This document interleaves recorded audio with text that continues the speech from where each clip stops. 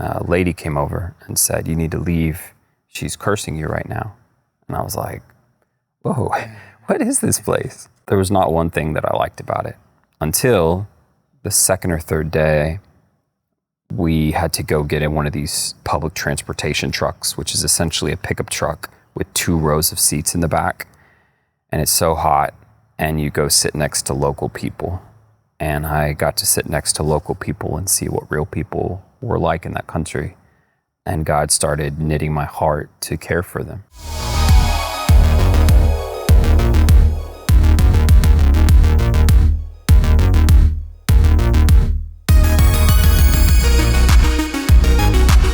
Welcome to another episode of Fuller Conversations. I'm Matt Fuller, and with each of these conversations, my goal is to provide guests an opportunity to tell their story, introduced through the lens of our relationship. And what can I say about this episode's guest, Steve? Words fall short, so it seems best to just let him speak. And while we're kicking off this podcast series with back-to-back Steves, I can't give you this Steve's last name for reasons that I think will become apparent. I also mentioned in this conversation that I knew Steve's heart. What I really wanted to emphasize was Jesus' principle of judging a tree by its fruit. I have seen Steve bear much good fruit. Finally, let me say thank you so much for spending some of your time with us. I know time is valuable, and I hope this conversation will make you feel like it has been well spent. And now, without further ado, let's meet Steve. That was a good start. And don't make me cry early on, okay? Ah, man. Again, no filter. And I'm not a professional video person. And yeah, last night was a rough night. So I don't know what will come out, but I'll do my best to keep it light. Yeah. If possible. And maybe we'll explain a little bit of that later on. I'll let you do that. So my friend, Steve, my brother, how do you introduce yourself to people these days? It depends where I am. If I'm in the country that I serve in, I used to say my name, but nobody could say it. I'd say, my name is Steve, and they'd say Sati, and I'm like, that's not right. So eventually I had to make it easier for everybody. So I introduced myself as Will. So people call me P Will. P means older. Okay. Nong means younger person. P's also respect, or Ajan means like teacher or something like that. So in those contexts, I'll say my name is Will. So they call me P Will or Ajan Will. Nice. In America, I'd just be like, hey, that's about it. How do I introduce myself? Steve. Steve. Yep. Perfect. And how do we know each other, Steve? Man, I wish I was better at these things. How do we know each other? We know each other from church. I wouldn't say that you know people from church just because you go to church together. I think you can see people in many different contexts and not know people. I think we really grew in our friendship through adversity, where we had some issues or where I had issues and I struggled with some of my issues. And I believe you were an elder of the church. And we had a friendship before where we'd go out and eat afterwards, after church, and get to know each other. And we had relationships, and we'd watch Spurs games, and we'd yell Ginobili. I think we really got to know each other when we started committing, praying for one another more, and when we were trying to point fingers at people who were doing things that we were struggling with, and instead of pointing it at them, we internalized and said, Lord, how would you grow us? And I think that's where you and I really developed, I would say maybe more where the Lord really knit us together and developed our friendship. So yeah, that was about 1.5 years in, 2 years in, and maybe 1.5 years in, and the Lord, I think, really grew our friendship for his purposes. So yeah, for sure. I look back on that moment as well. Yeah. As that moment. Yeah. Very pivotal. We were sitting in the car after we just watched a football game, and Yanni was in his beret and his red sweater vest. And it was like 2 a.m. and I think we just prayed that night, man, and God did something. So yeah, it's all him. Yeah. All praise to him for sure. Yep. Yeah. I don't know, this feels like a weird follow-up now, but how would you describe our friendship? You probably won't like it, but I'd call it one-sided. It's not. I know, but you asked me, so. Steve, you have to be honest on this in this interview. It's incredibly one-sided. It's not. Matt is very faithful to pray, to love, to give, to serve, to encourage, I'm talking to this because I don't. It's very one-sided. You just described all the things that are your portion of the friendship.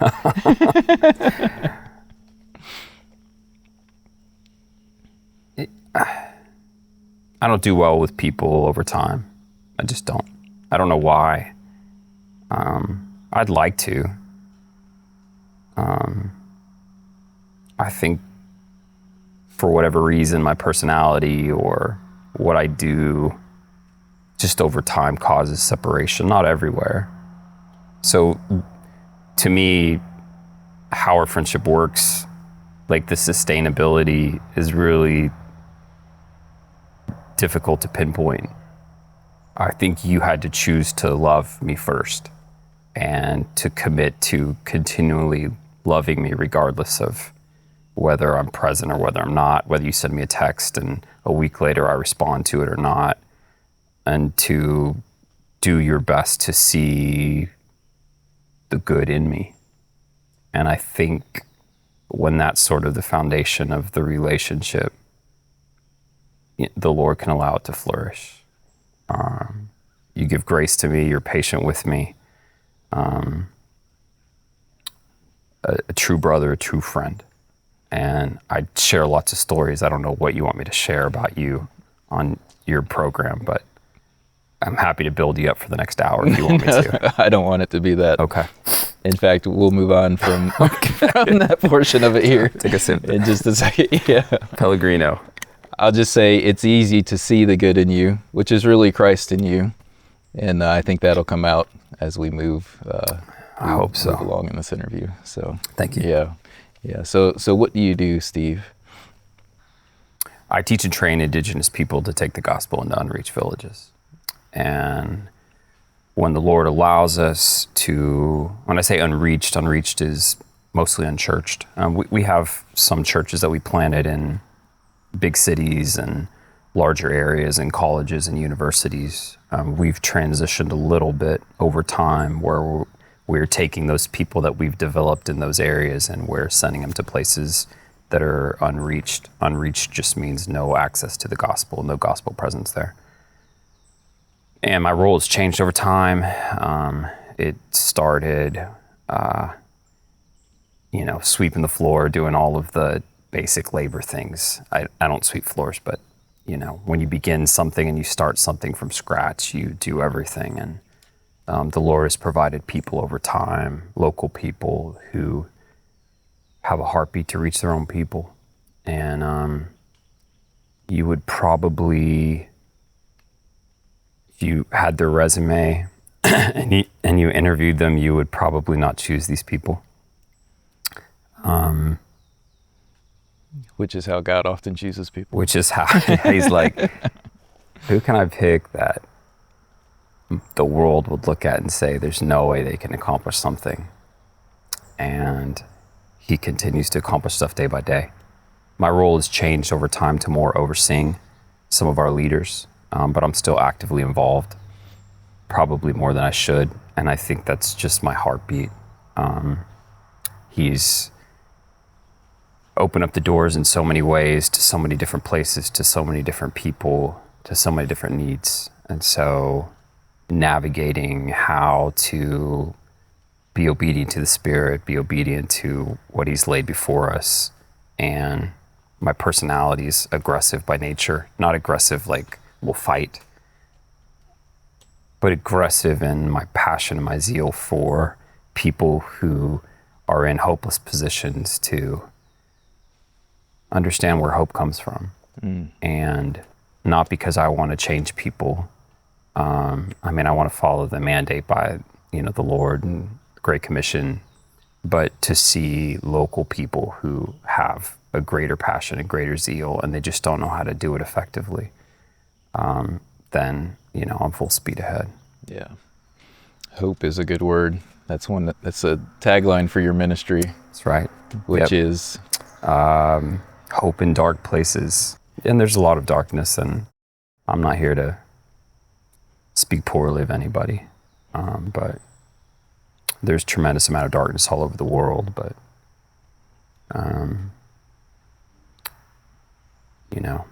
my heartbeat would be that the light of Christ would shine brightest in those dark places. Yeah. And there are people that are willing to go in war zones and, places of deep hopelessness and sacrifice it all so others might come to know Christ. So to be a part of that has been an amazing blessing for me. So I know that when you went to this country, you would often get asked, why this country? Like you could be light in the dark places here in the U.S. or, somewhere easier. You could serve somewhere easier, safer, closer to home. Yeah. So why this country? Unfortunately, it's a long answer. I'll try to be as succinct as I can. I didn't go to school for ministry. I didn't go to school to teach the Bible. I didn't go to seminary. I didn't go to Bible school, Christian school. And so when I graduated high school, I wanted to be a child psychologist. Because I had a lot of dark moments in my life, and I felt like had somebody ever stepped in and intervened in my life, maybe I would have been a different person. So I didn't want to point blame at people. I wanted to say, what can I do about it? That's really at the core of who I am, I believe. And instead, so I went to school for business management. My heartbeat, I went to school for child psychology, and then 2 years in, I was like, this just isn't for me. Too much biology, learning about the brain and the eyes was not important to me. So I switched to business, and then I took a law class, and I love the law. And so I was like, when I finish this, I'm gonna go to law school. I was working for a healthcare management company, doing very well. When I graduated from college, they gave me a great offering and an opportunity to grow. And I was 22, 23, something like that. And I was volunteering. I met my wife, my girlfriend at the time. She invited me to her church, and I started serving at the church. And I'm going to fast forward. This is a beautiful story, but I'm going to fast forward a little bit. I started, at the bottom. We grew this ministry from 4 to, 50 kids, something like that. And before long, I was preaching, and I wasn't good at it, but there was nobody else to do it because multiple people came and left. And I was preaching on obedience to God's calling in your life. And the reason why I start the story this way is because I had no intention to pursue following Christ in service in his church in any capacity except volunteering. And in that message, I was convicted by the Holy Spirit that the Lord had different plans for my life than I did. We'd bought a house, we'd bought cars. My wife was teaching at a great school district. It made no sense for us to transition. We were offered, there's a portion in there as well. It's a great story, but I'm going to fast forward so I can be more succinct as possible. Yeah, you're good, man. We were offered 2 positions at the same time. One was 5 minutes from my house, the house we bought, and one was in a different state. And I didn't want the one in the different state because it would require a lot of sacrifice, but also I didn't necessarily get along with what I thought would be working with the pastor. This other one was 5 minutes from my house. We already had multiple relationships there with the pastor, with some of the people who served in the church. Not only that, if I stunk at ministry, I could always go back to my old job. My wife wouldn't have to quit her job. It was perfect for us. And we actually pulled up on a Sunday morning to go to that church. We'd already been offered the position, but we wanted to see how we felt in church there on Sunday morning. And so we pulled up. We'd been praying beforehand, but I'd actually spent the whole week convincing my wife that we need to take that position. This was the church? The church 5 minutes from my house, okay. Yeah. 5 minutes from my house, great church, growing church. They'd outgrown their building in a different city, and so they started this new one up north, and so it was going to be a wonderful opportunity. So we pull up to the church, And I spent the whole week trying to sell my wife on that this is where God wanted us. And we prayed before we went in, Lord, please open up our eyes, open up our heart.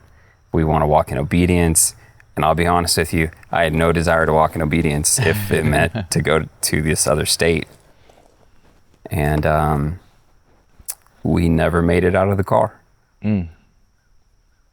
We were so convicted both at the exact same time from the Holy Spirit.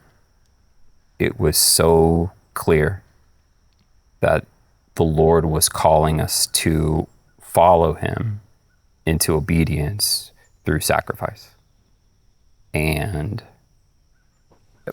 my wife lived in the same city, same town, same grocery store her whole life. So the idea of her going, yeah, let's sell everything and move to this other place, it's not natural for us. Yeah, you seem to do it. Yeah. So the pattern, that's actually what I'm trying to explain is we do it now. The pattern is, Lord, what is it that you want? And so there's these two moments of us getting into ministry where I don't know how to explain it except through the Holy Spirit, there's conviction and direction. And so we never even went into the church. I called the pastor from the other state and said, hey, we're taking the job. And so there's these patterns and these movements. We were in Georgia, so I can fast forward for the sake of brevity. I went on a mission trip to this place in Southeast Asia and I actually went to seminary because I realized everybody was smarter than I was. And I was like, I feel like I should know some Bible stuff if I'm going to be teaching it. So I went to seminary, 9-year process. And I had gone to Israel on a mission trip with the seminary. And then they invited me to go to this other country in Southeast Asia in 2014. And so I went there and immediately hated it. I won't tell you why I hated it, but I just didn't like it at all. I wanted to leave. We went into, it's a Buddhist country, so we went into this temple, and before we went into the temple, one of the professors said, be careful going to the temples. Sometimes people go in there and, they feel darkness and it's overpowering, and sometimes they get sick and they can't breathe, and so be careful. And I thought, the only people that happens to are the people who want everybody to know that they're holier than everybody else, right? If you walk into a place and go, oh, it's too much for me. Yes, I judge them. And I walked into this temple and I was that guy. I didn't tell anybody because I was like, oh no, what do I do here? I couldn't breathe.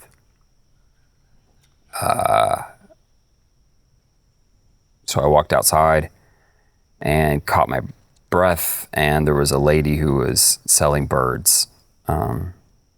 And she's like, come buy a bird. And I was like, why would I want a bird? And she goes, oh, good luck. And I was like, oh, no, thank you though. She goes, buy a bird. And I was like, why would that be good luck? You buy a bird and then they let them go. So they're trapped.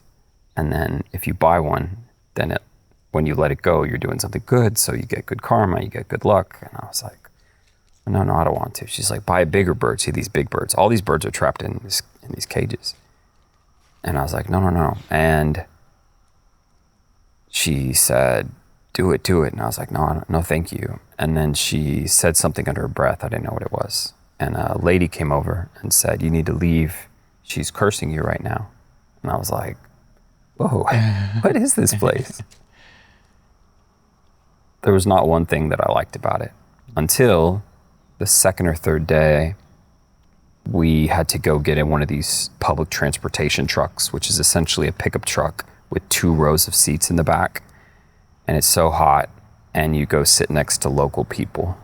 And I got to sit next to local people and see what real people were like in that country. And God started knitting my heart to care for them. whereas before they were just people that I never really looked at. I think sometimes you can look at people, maybe even like your wife, and you can look at like their external features, but it's not until you look in their eyes that you remember what it was like when you first began the process of loving them, I think, to look closer. And so in this case, I had this chance to look closer, and then we went to a temple, and I watched people come to these monks to get some sort of healing and blessing from them, and my heart broke because there are people that are looking for hope and for blessing and for provision and for answers, and they just don't know the truth. And so sitting in that environment, the Lord sort of made me angry, I guess. I won't ascribe to God making me angry. Maybe I'm just naturally angry. But not angry, I think angry that there's so many people who are looking for this and they're being given the wrong information for them, for what will really change them. I think that's really what it was. Like I'm in real time going, oh, I don't want to speak poorly.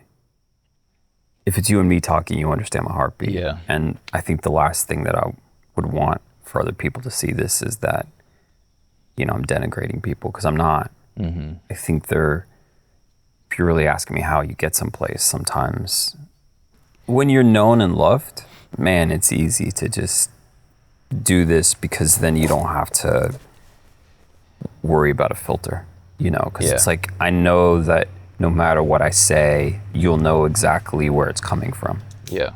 And, you speak to whoever your audience is, which is why this is sort of interesting to me, because I've never done this before. Because there's no audience. Well, it's supposed to be a conversation between you and I. And then it's like, but it's not. So that it's like, oh no. So in real time, I'm going, oh no. Or to Matt, or to this. So anyway, our role there on this trip was to learn about the people, and I was telling you, the Lord started knitting my heart towards these people and from different circumstances. And so we would learn about Buddhism during the day, and then in the afternoon and evening, we would go do evangelism. And then we would learn about Islam during the day, the second half of the trip, and then we would go and do evangelism in those areas. We actually never got to do those areas because I think it was Ramadan, and apparently there was some threats going on, so we only focused on the Buddhist portion.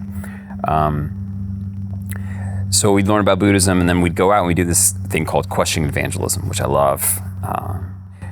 You just go and say, oh, I'm an American, I don't know anything, we're studying Buddhist culture, are you Buddhist? And then you'd say, can you tell me about what Buddhism means to you, and what it is you believe? And it didn't take long before you continue to ask questions that most people sort of get frustrated because they don't really have any answers. To be from this country is to be Buddhist. The two are linked. And so from kindergarten through 6th grade, they learn, about the monarchy, how wonderful it is. They learn about agriculture, and they learn about Buddhism. If you go buy a car, there's Buddhist relics where every morning people go and give praise or thanks or prayers to Buddha. If you go to the mall, it's there. If you go to neighborhoods, it's there. If you go get a slushie or smoothie, it's there. If you buy coffee, it's everywhere. You can't escape it. These two are linked. And so when you start asking people about it, they just know because it's who they've been, but they don't really fully grasp what it is that they believe. So it's not hard to break it down. My intention wasn't to break it down, it was really to understand, and then hopefully have an opportunity for us to be asked what we believe as Westerners, specifically in my case as a Christian. And so the first 5 people that I shared the gospel with on campus all said the same thing. I believe what you're telling me. I believe Jesus is who you say he is. I believe based upon that information, I'm going to spend eternity somewhere. And I would then say, well, do you want to make Jesus Lord of your life? And they would all say, I can't, because to be from my country is to be Buddhist, and I can't separate those. And it was frustrating to me, because if they didn't believe what I was telling them, that'd be one thing. But if they did believe, and then they couldn't put their faith in Christ because of where they were born, I couldn't reconcile that. So I went back to my professor and I said, hey, what do I do with these people who seem genuine in their belief? Like something has clicked, but then there's this other part that is sort of oppressing their mindset, where they can't separate where they're from with what it means to be these people and what they believe. And he just said, you just tell them they need to do it. It's like, it's easy for you and I, but so much of Buddhism is tied into their identity. Every month they have, rituals that they participate in, and there's all these different events that are on the calendar that they engage in, and their families engage in, and like to just say, "Oh, just do it." It didn't compute with me. So we actually went to a church which was a predominantly missionary church in this city, and many of them worked for a very large, prominent mission organization. From my understanding, as missionaries, and from my understanding, a missionary was at the very least somebody who intentionally went out and communicated the gospel to people at its core. Like however else you want to define it is fine, but at least that's what I understood it to be. And so when I went to this church, after church, we were in groups, and I was like, oh, you guys have been here for a while. Can I ask you a question? What do you do with these people who tell me that they can't follow Jesus because they were born in this country? And not one person had an answer. They all said, well, I work in IT, I work in media, I work in, translation, I do all these things, we work in offices. And I was like, oh, okay. But like, what do you do after work? Like, do you do anything after work? And it turns out that they live in the same communities, they go to the same churches, and their kids go to the same schools. And they're all in these Western circles, yeah. And it just broke my heart. And I know I sound judgmental, and I'm not trying to be. I'm trying to paint this pattern of the Lord like stirring something within me. A looking around of people who are desperate for hope, and we having the light, if that's the way you want to look at it, that we are the light of the world. And so how is it that we're taking that light and we're putting it under a basket when we should be a city on a hill? And so the next day, so I prayed about it, and I was like, God, please help me understand what to do here. And the next day we went on one of the campuses, and there was these 3 young men that were from this country, and they had Bibles in their hands. And I went up to them and I was like, what are those? And one of them spoke English. And we had a translator, and he's like, oh yeah, this is Bible, we're Christians, and we share the gospel on college campuses. And I was like, you what? I said, what do I do with your people who, when I tell them about Jesus, they say they can't follow him because they're born in this country? And he said, oh, that's easy. You just tell them not everyone from this country is Buddhist. And I said, I feel like you're all Buddhist? You're like 96% Buddhist? That's a lot. And he said, yeah, but that's not everybody. Some are Muslim, some are Buddhist, some are Hindu, some are atheist. And he said, some are Christian. He said, tell them you know people who were born in this country who used to be Buddhist, who are now Christians and follow Christ. And then invite them up to our Bible study up at this college campus. And I was like, yo, Bible study? And he's like, yeah. So I was like, oh, okay. Fast forward, there's a young man, young man in particular. His name is Hang, H-A-N-G. He reached out to me. I gave him my number. He reached out to me 2 or 3 times after I first shared the gospel with him. His true hang up on following Christ was his dad abandoned them when he was little. And so he'd taken care of his mom his whole life. And I think his mom had some issues. And so he looked after her and he loved his mom dearly. And he said, if I were to follow Jesus, I think it would crush my mom. And I don't know how to do that. What do I do?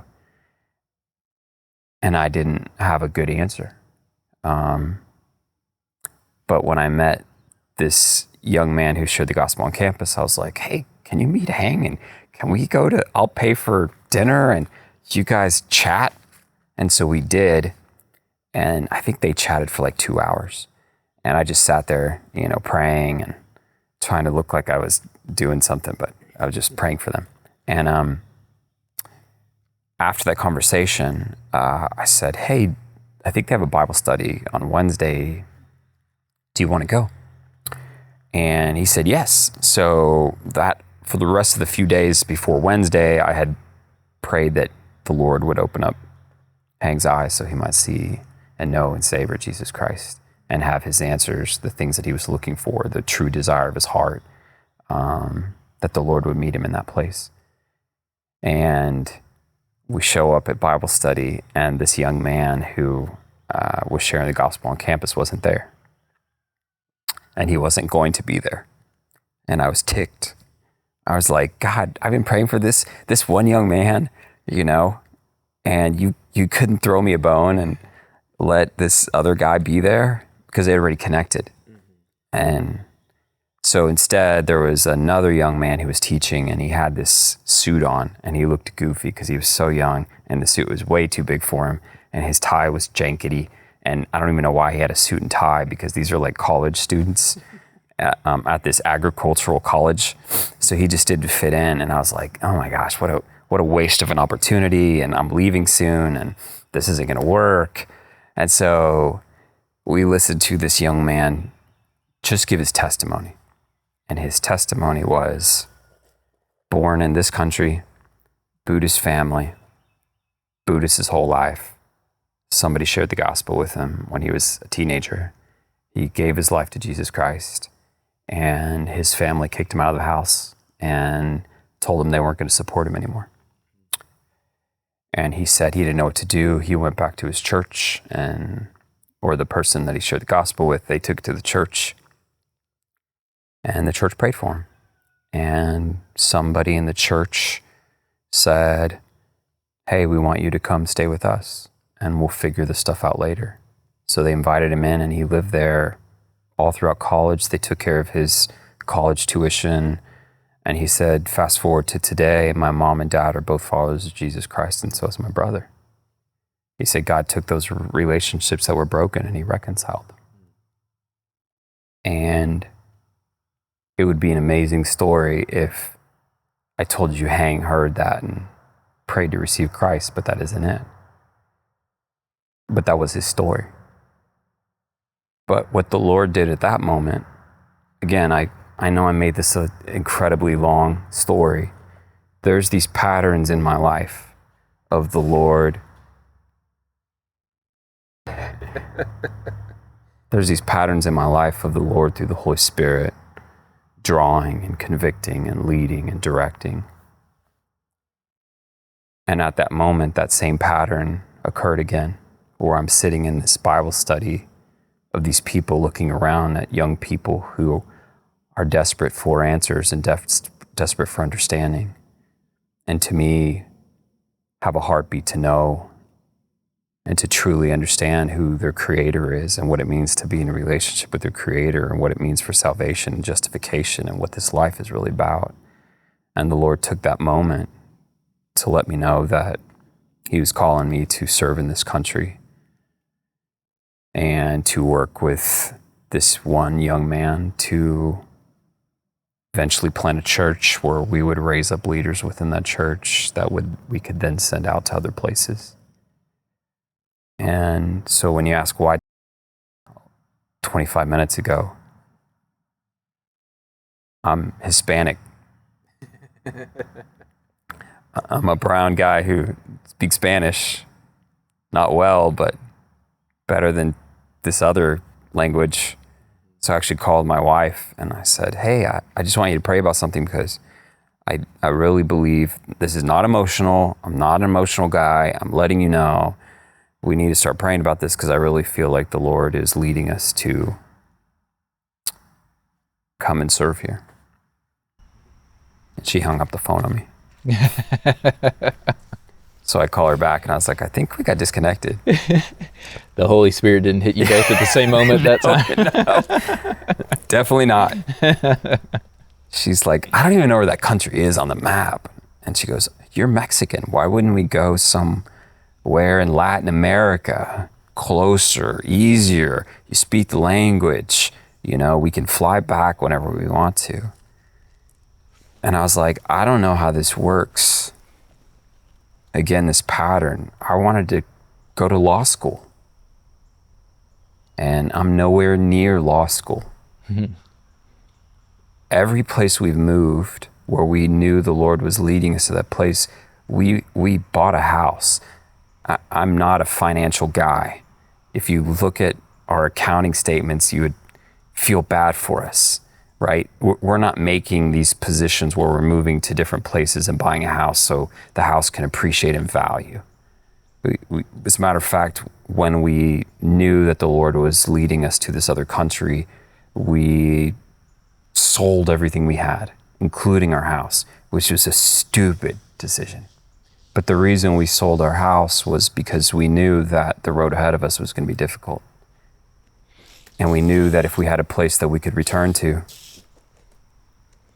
Wildlife is trying to get us. Yeah.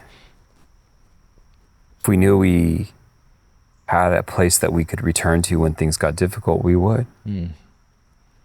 So we burned the ship, so to speak, so we could fully walk by faith to the best of our ability. But the reason I told you we bought houses is because we had a desire to plant and be rooted. Yeah. And so 2014, this took place, and by 2015, we had sold everything we owned except for a handful of boxes with some of our girls' toys and some of my wife's keepsakes. And we got on a plane and didn't look back. Yeah. And here we are. Here we are. 11 years later. 10. 10 years later. Yeah, 10. I shouldn't be doing math either. Yeah. But it has encouraged me greatly, personally. My son, my family.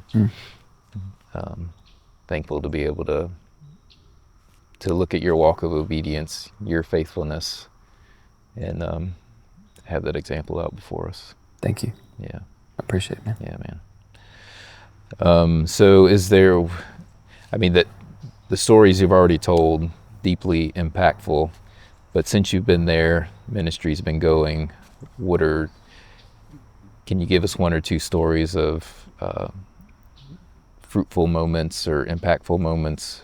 Or maybe they're not moments. I mean, I imagine this is, it's over time you're seeing stuff, but help us understand what God's been doing since you've been there. When we set out, this country is 70 million people, about the same size as California. And again, there's been 400 years of missionaries that have come into this country. I think the first, I hate using the word conversion, but the first person on record to profess Christ took 200 years. And then in the last 200 years, with millions of dollars spent, so many churches, however you want to define that, created, boots on the ground, orgs flocking in there. There's less than 500,000 Christians, less than 500,000. And so when we set out, we're like, oh my gosh, and they're not averse to the gospel, by the way. It's not, there's oppression, but not in the way of other countries where somebody will kill you for your faith. So they're very open. This country actually means land of the free.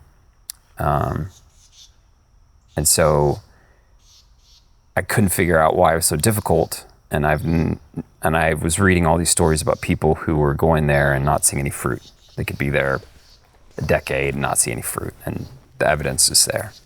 And so when we set out, I was like, well, what would be a good goal? In 10 years, 5 churches. That sounded like we were shooting for another galaxy. Mm-hmm. And there was one person in my life who said, oh, you're aiming too low. That's too small of a goal. And, you're going to go out there and kill it. And I was like, you don't understand. All these people have gone before me, and they all have all the resources in the world and all the opportunities that I won't have because I'm just one person. I don't want to highlight. I'm not trying to highlight myself. I'm trying to let you know. Oh man, I sound like I'm making much of myself, and I'm not trying to. No, I know you're not.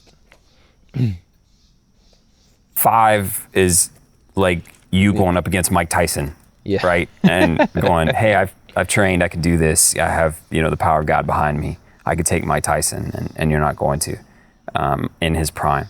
And so that's really the way I looked at this, was like, this is impossible anyway. So, but I'm going to shoot for whatever stars I can. And so our goal was to plant one church, create one church, and then raise up leadership. That way, within 10 years, we'd have 5 people, hopefully, that we could send out. And I'm here today to say that, with man, things are impossible, but with God, all things are possible. And I'm not here to try to take credit. Yep. And I can testify that that's your heart. Okay. Yeah. In 10 years, we went from one church to 48 churches in 3 countries. Mm. Wow. And we've purchased over 6,000 Bibles in 5 languages to 4 different countries. A couple of those countries we had to smuggle them in. I wasn't part of the smuggling team. On paper, it makes no sense. Yeah.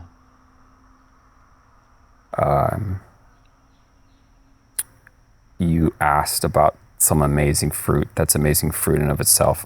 I learn every day from these people. Their simple faith, childlike faith, puts me to shame. Mm. They agitate me because it's just pure. I'll give you an example. Like during COVID, we had to shift our ministry because they closed everything. They closed the roads to places. Villages shut themselves off from society, and they didn't allow us to have churches and to have church on any day. And so I said, well, that's fine. Like we can be the church by going out in the community. So we started doing these prayer walks every morning. We'd wake up at 5, send messages to one another, and about 5:30, between 5:30 and 6, we'd go out and walk our villages.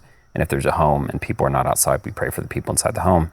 And then if people were outside, we'd engage with them. And at first it was just spiritual engagement. We'd ask what we can pray for and things like that. And then use those as opportunities in the future to have more practical gospel conversations if the Lord would provide us that opportunity to do so. And then we had to start assessing the physical needs because a lot of people were really sick. Not just sick from COVID, but people weren't eating. They were drinking, collected rainwater, which was polluted. And Some people were getting sores on their bodies and tumors. And but during COVID, we'd get message after each day. Some people would send messages about prayer requests or people they'd spoken to, and a number of people were saying, "Oh yeah, this guy was sick," and so I went in his house and laid hands on him and prayed for him. And I was like, "Don't do that. What are you doing? we don't lay hands on people with COVID. You'll die." And just like they would just say, "Aren't we supposed to lay hands on people and pray in faith?" And it's like, yeah, but there was no COVID back then, you know? So they just look at things so simple. Or the Bible, they don't understand symbolism, they don't understand metaphors, even on the most basic of levels. But they can look at the Bible and go, hey, Jesus put hands on people, Paul put hands on people, he tells us that we're supposed to. He says we're supposed to pray in faith, we're supposed to anoint with oil, we're supposed to make an attempt to heal the sick. And so why wouldn't we go put hands on people and pray in faith that they'd be healed? And I don't have a good answer, except that I'm fearful. And when there was a coup that took place in an adjacent country, and a number of people came flooding into my country, and we made a decision, because we have the largest concentration of our churches in that area, we made a decision that we're going to pray about how we can make an impact on some of them. Not on all of them, on some of them. And there's a lot of amazing stories. You can ask me about them if you want to, or we don't have to. A number of young men from this neighboring country came in and got plugged into some of our churches, where we got to do some training with them, because our people spoke both languages. And then we found somebody who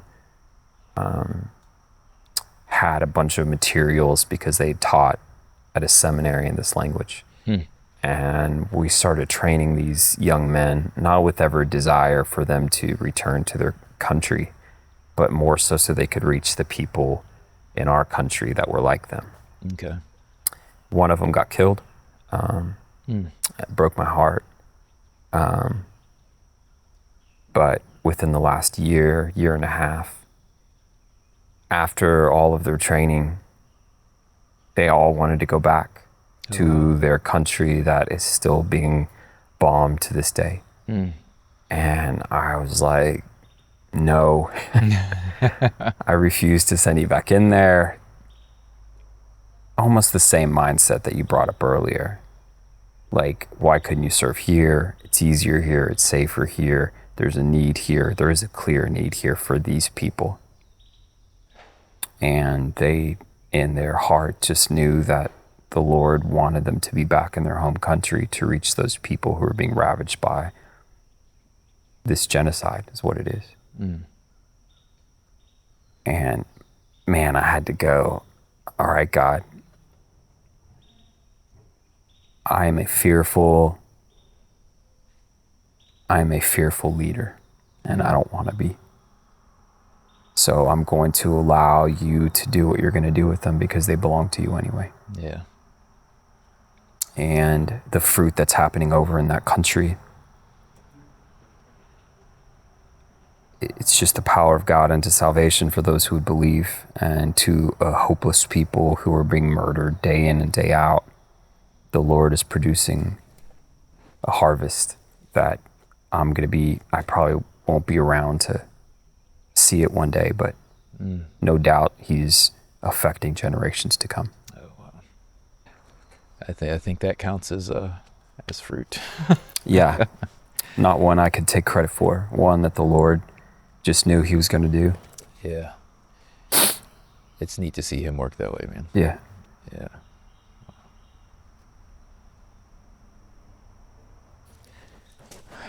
All right, Steve. So let's shift gears a little bit. Okay.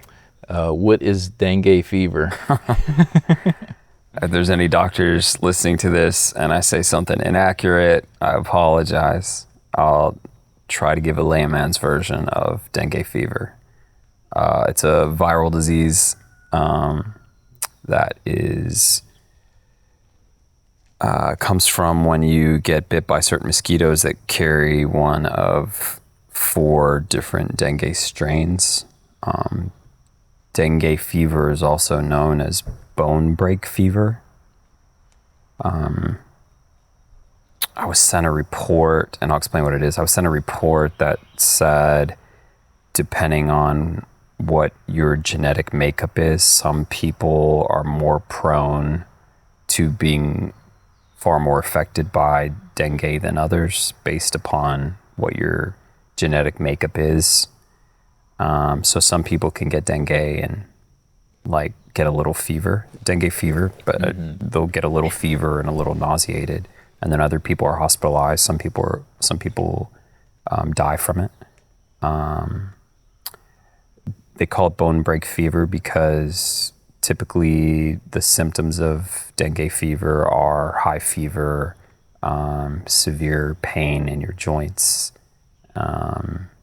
sometimes, always like vomiting and diarrhea, and sometimes bleeding occurs, depending on how severe the case is. Sometimes internal hemorrhaging occurs. There's no treatment for it. If you go to the hospital, they'll give you an IV of saline and go, good luck. For me, the first time I got dengue fever, we had planted a church in a fishing village, and I came home and I just collapsed. And I was in the hospital 19 days. I eventually had to be taken to another hospital in the capital, where they were more geared towards treating infectious diseases. But for the first 19 days, they wouldn't give me any pain medicine. I also had a severe throat infection. I had sores all over the inside of my throat. And so I couldn't eat, I couldn't drink, I couldn't sleep. I developed this cough. And I was just in pain every moment of every day. And all of the negative side effects like the worst side effects were the side effects that I had. And so they kept me in the hospital and finally sent me back. I've had dengue fever 3 times. Which is you're not supposed to survive the 3rd one. Yeah, I have not met anyone who's had 3 before. The reason why it becomes more severe the more times you get it, and again, if you're a doctor and I say something inaccurate, I apologize. But the reason why is because your body thinks it's already inoculated to one of the strains. So when you get it again, you're not actually getting the same strain, you're getting a different strain. So it invites it into your body much quicker so it can attack it, but instead it ends up attacking your organs. And surprisingly, the second time I got it, I was only in the hospital, I think 5 days. And I thought I was good to go. And the 3rd time, I think it was around 3 or 4 days. But it started attacking my organs. After the 2nd time, I actually was hospitalized for like severe chest pain. I thought I had a heart attack, and they couldn't find anything wrong with me. And then I think the 3rd time that I got it, it started attacking my liver, which started affecting my kidneys and my brain function and some of my heart issues. And so it became very, very severe for me, to the point where I was going into liver failure for about 6-7 months. So I don't recommend it. I get it because I'm out there in the jungles. Yeah. It's my own fault. People say, you should just take bug spray. It's like, you don't understand. You're outside all the time. I don't even mean like you're outdoors. I mean, even the places that you stay are outside. You know, they all have open air rooms. You go to the bathroom, you go outside. You're always outside. You're never outside from, you're never out of the elements. So, to think that I'm just going to constantly be walking around with some DEET. Yeah. So there's no protection from it. Not for me. I Yeah. mean, it isn't that I didn't make an attempt. It's just like, if you're going to be out there in those elements, then, you have to understand that there's risks associated with what you do. Yeah. And I try not to think about risks. I try to be wise as much as I can, but at the same time, it's like, I'm going to do what I need to do, take as much risk away as possible, but, where we go, out in the middle of nowhere, in villages, in dark places, there's all kinds of things. Yeah. So I'm going to rely on the Lord for protection, and to the extent that he allows things to sneak by my DEET spray, I'm going to accept it and try to deal with it. So what's the current condition of your liver? I want to answer it this way, which I hope isn't frustrating you. I was in severe liver disease up until January, where I was able to get surgery, where they stented one of the ducts in my liver. My liver isn't actually the issue. My issue is actually the bile ducts. In my case, my liver, on the third time I got dengue fever, my liver swelled up and it compressed my bile ducts, which caused a number of side effects for me that I still have to deal with. Most of it is lots of vomiting, lots of diarrhea, lots of internal bleeding, lots of pain, abdominal pain, very severe. I could take a lot of pain, but sometimes it's very overwhelming. Yeah. And I can just say, having spent the last few days with you, like, it's one thing to hear you describe it to me in a text, but I'm seeing probably not even the full extent of it firsthand. And yeah, I can tell you're in a lot of pain. Yeah. Yellowing of skin. Sometimes I just get these spikes where I could be doing well, and then I'll get a severe temperature that'll just spike really quickly, and a lot of bad things happen after that. And 2, 3, 4 hours in, I'm just spent. There's nothing in me. And then you slowly pull yourself up, and I think my body just becomes toxic. The surgery was able to repair some of the ducts, repair one of the ducts, and we stented another one in hopes to, not just for bile flow, but to prevent more leakage of bile. And the only way that they know that that the surgery was effective, they told me it was only a 40% chance to be effective anyway. The only way they know is having baseline blood work before the surgery, and then after the surgery, they continue to monitor from that baseline. And for the first 3-4 months, it was about the same. I didn't feel better though. And then they finally focused on trying to help me feel better. So they gave me this cocktail of different meds that I take at different times. And it changed everything. I felt amazing. I had energy. All this time I was still working, however you want to define that, still going out, praying before we went out to villages. Lord, you already know the condition that I'm in. But I can't sit in my house. It's miserable. I'm in a ton of pain, and at least allow me to be effective to the extent I can be effective. And to the extent that you can hold back some of these side effects as long as possible, I would appreciate it. And, the Lord was very gracious a number of times. And January had surgery, and I couldn't have had surgery if it wasn't for you. And I know I told you that before, but I want to make it on record that through the Lord and God's provision and Matt's generosity, he helped save my life. And I don't know where I would be if he didn't intercede. And so I'm truly grateful for him. I don't know which camera to look at. Both. You asked about where I am right now. I'm still in the iffy phase. My blood work right before I came to the States indicated degradation in my liver enzymes and a couple other things. It may or may not be severe. At this time, I don't know. They want me to keep monitoring it for the next 3 months. And then at that time, make an evaluation of what it should happen. I feel good sometimes and I feel bad sometimes. I have great days and I have sour moments.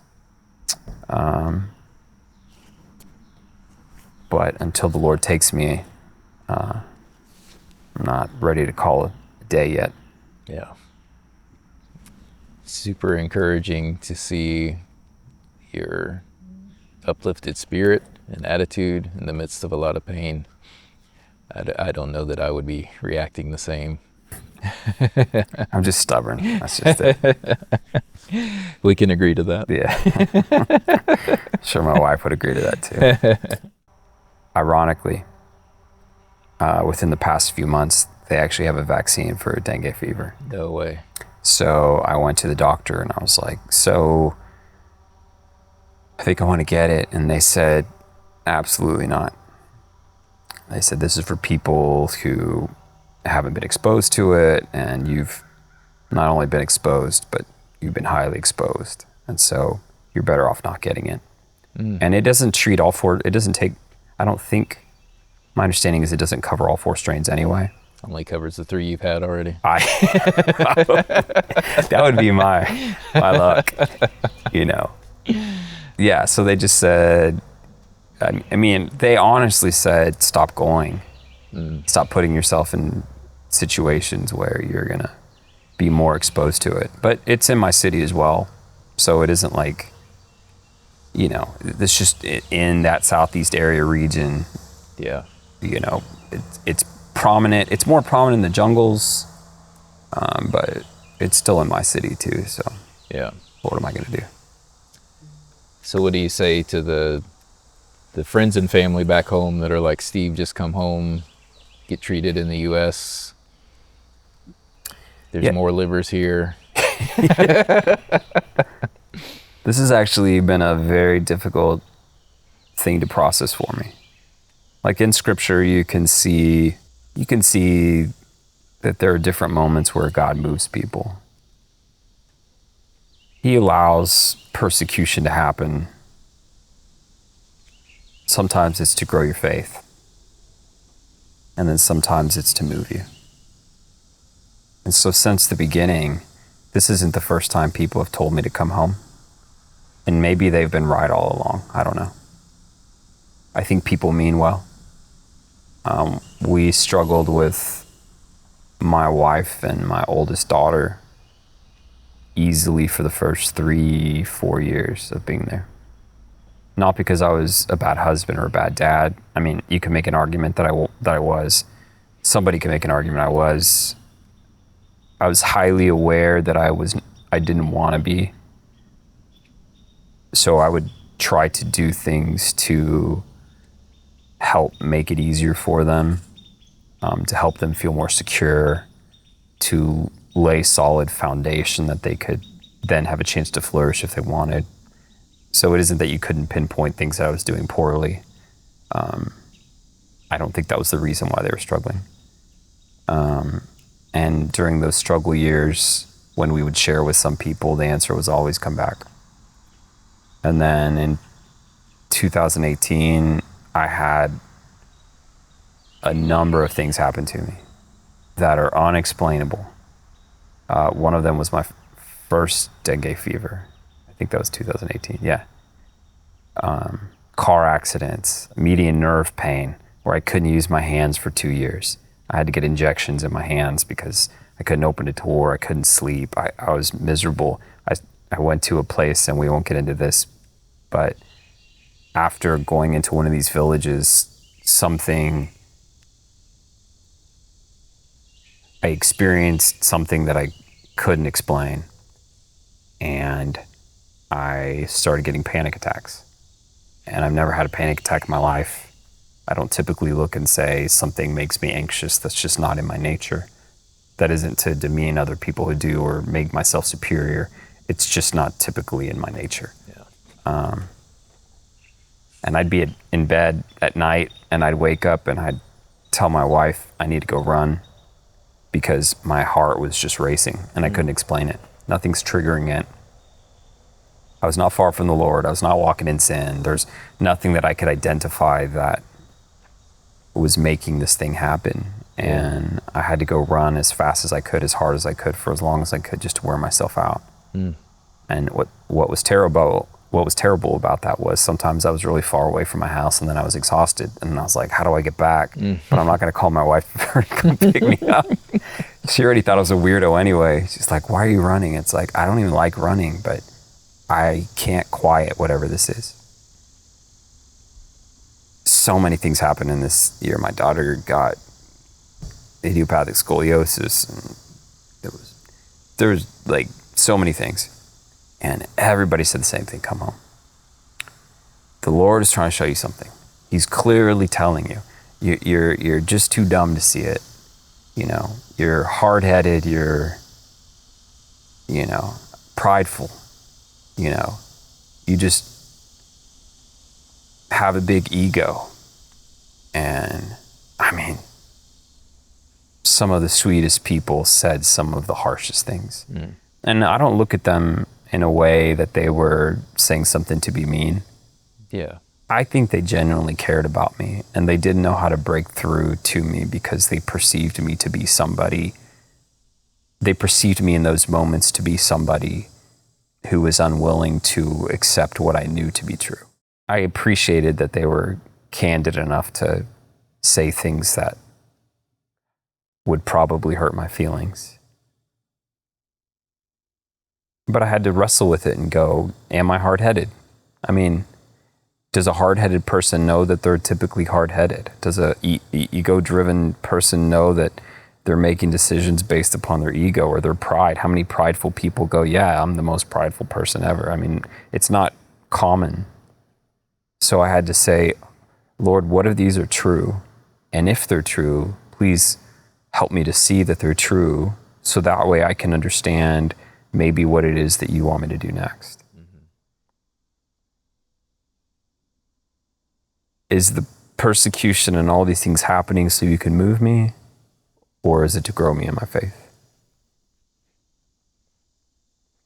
Obviously, it's an anticlimactic story because I didn't leave. But I didn't leave because at my core, I didn't believe that I was any of those things. And I wanted, at the very least, no matter what I do, to attempt to be somebody who walks by faith. Yeah. And things aren't always clear. I was faithful to be present in the Word. I was extremely committed to fasting and praying. And with pure intentions and a pure heart, as much as somebody can have a pure heart. And I just felt like God was trying to grow me for something. That there was these edges of my life that he needed to prune and trim, and so we stayed. So this pattern happened multiple times because we'd have these years of whatever where the locusts eat everything up, and here we are again. Yeah. We had it with my daughter when she had to have emergency surgery. You're the worst father ever. You don't take care of your family. You don't take care of your kids. You know, your pride is ruining everything, and you just can't see it. And man, that hurts when they talk about your kids and your family. And again, these are people who love us. Yeah.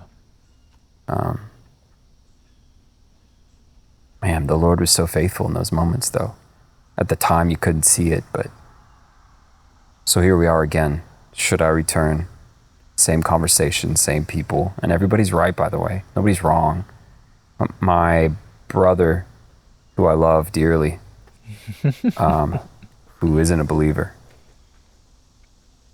He made a comment to me that stuck with me. He said, would God love you less if you came back to the States and served him here? Would he be mad at you?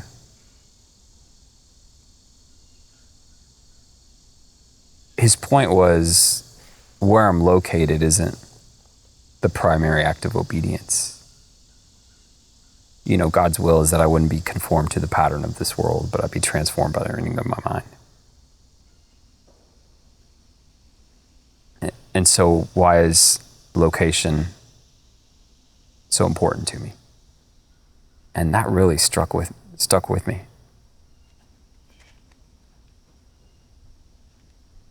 So here I am at this place where potentially life or death is on the line. And I'm beginning to have more of these conversations with other people. Mm-hmm. And I'll say this here on camera. Right now, I don't have an answer. Yeah. And I'll tell you, I'm 100% at peace if the Lord closes this chapter of my life. I don't serve out there to build myself up. Yeah. I don't continue to solicit people to partner with us to justify my role out there. To the extent that the Lord closes up and dries up everything and everybody, I'm at peace to go back and say, to the best of my ability, I walked by faith. And if the Lord wants to take me with this, or my liver goes south and I have to go back to the States, I'm at peace about that. Yeah. So maybe whoever sees this at whatever time frame, you can just commit to pray that I would finish well, or that I would be a man who, before the Lord, attempted to live a life of faith. Yeah. I can testify that you have, man. Thank you. And I know your heart.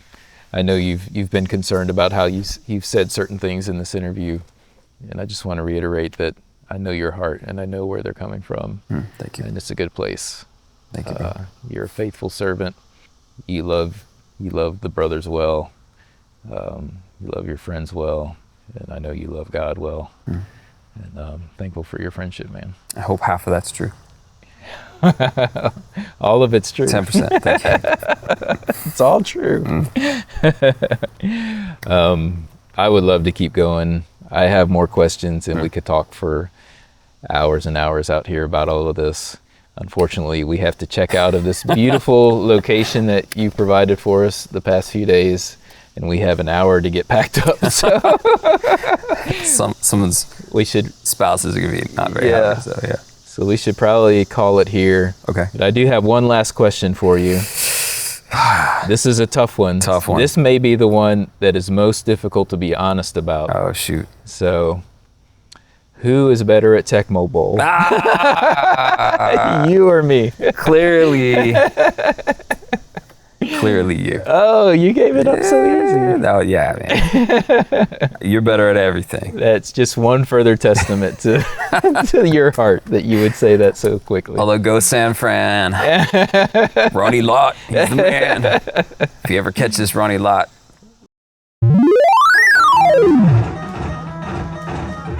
Oh, you are kidding me! What? Dad, look at this guy's burst though. What? You couldn't give Steve one? No! The computers are good for me. We have had some amazing battles. Thank you, brother. Yeah, man. Appreciate it. Love you. Yeah, love you too, man. Take off.